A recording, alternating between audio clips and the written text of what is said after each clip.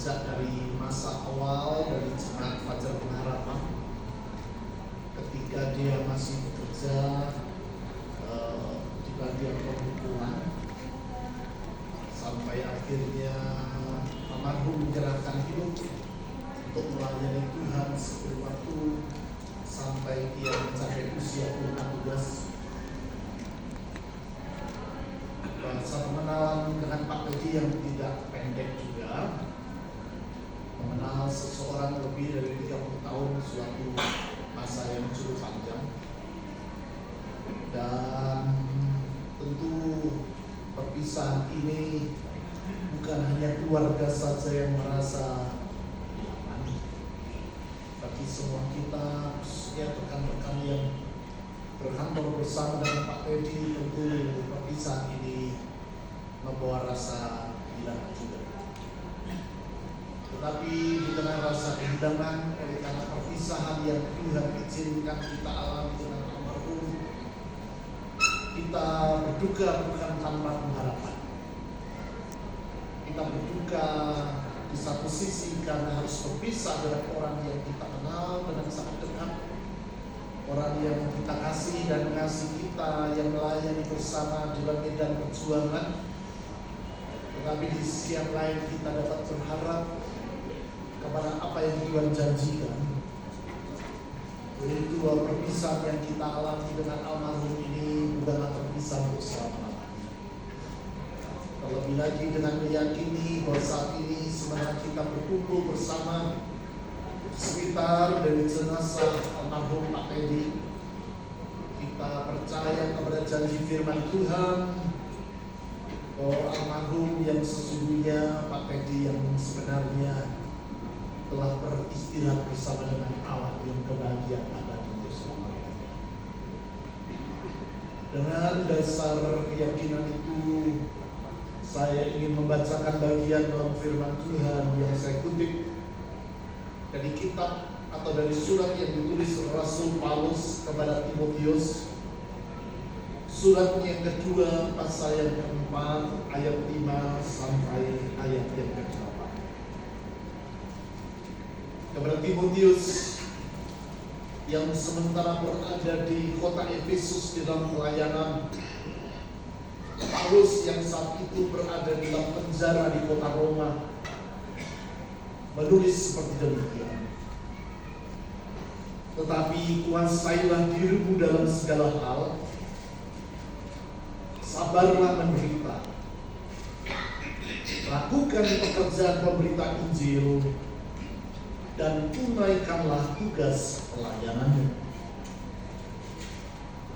Lebih jauh di ayat 6 sampai ayat 8, Paulus bukan hanya menyampaikan nasihat seperti yang dia telah tulis di ayat 5, dia menceritakan tentang keadaan dirinya dengan berkata demikian, mengenai diriku, darahku sudah mulai dicurahkan sebagai persembahan, dan saat kematianku sudah dekat. Aku telah mengakhiri pertandingan yang baik. Aku telah mencapai garis akhir, dan aku telah memelihara iman. Sekarang telah tersedia bagiku mahkota kebenaran yang akan dikaruniakan kepadaku oleh Tuhan, Hakim yang adil pada hari ini. Tetapi bukan hanya kepadaku, melainkan juga kepada semua orang yang merindukan kedapatan.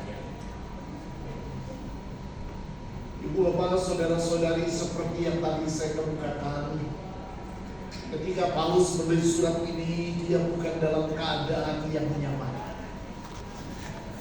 Dia bukan di dalam keadaan seperti kita, bebas, dapat bergerak dan berbuat seperti yang kita mau. Tetapi dia berada dalam keadaan terbelenggu, dan bukan hanya tangannya dibelenggu, dia berada di dalam penjara. Dalam hal ini yaitu penjara di kota Roma. Jelas penjara bukan hal yang mudah, apalagi 2000 tahun. di mana yang disebut dengan hak asasi manusia belum mendapatkan jaminan seperti itu. Di dalam masa yang sangat sukar, di dalam masa yang sangat tidak mudah, Paulus mengetahui bahwa sementara dia berada dalam keadaan yang menderita itu, ajalnya sudah datang. Sehingga dia berkata, saat kematianku sudah di ambang pintu. Tetapi yang menarik, walaupun dia mengetahui bahwa saat kematian sudah ada di depan matanya, kita dapat menangkap dalam surat yang kita baca ini, tidak ada rasa gentar sedikit pun dalam diri Paulus. Tidak ada sedikit pun rasa takut dalam dirinya. Karena dia tahu bahwa kematian yang dia hadapi, walaupun bukan kematian yang nyaman, tidur kemudian meninggal, tetapi harus melewati kematian yang sangat mengerikan, yaitu hukuman mati. Tetapi dia menghadapi hari itu bukan dalam rasa takut. Dia menghadapi hari itu bukan rasa gentar. Dia menghadapinya bukan dengan kecut hati, tetapi dia menghadapinya dengan tegar. Luar biasa. Menghadapi kematian itu sering bukan hal yang mudah. Apalagi mengetahui kematian yang dihadapi haruslah melewati penderitaan yang tidak mudah, yaitu hukuman yang dialami sebagai seorang tahanan kekaisaran Roma. Tetapi semua itu tidak membuat dia gentar.